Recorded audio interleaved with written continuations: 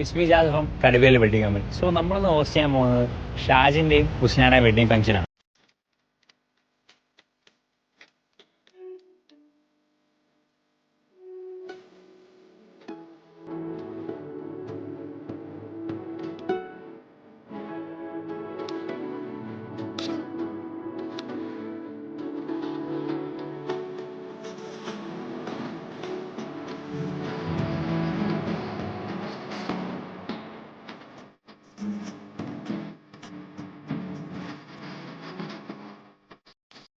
ഫുഡിന്റെ സെക്ഷനിലേക്ക് നോക്കുവാണെങ്കിൽ നമ്മൾ സെർവ് ചെയ്യുന്നത് പൊറോട്ട, അപ്പം, ബട്ടർ ചിക്കൻ. മെയിൻ കോഴ്സായിട്ട് നമ്മൾ കൊടുക്കുന്നത് മട്ടൻ ബിരിയാണിയും ചിക്കൻ മന്തിയുമാണ്.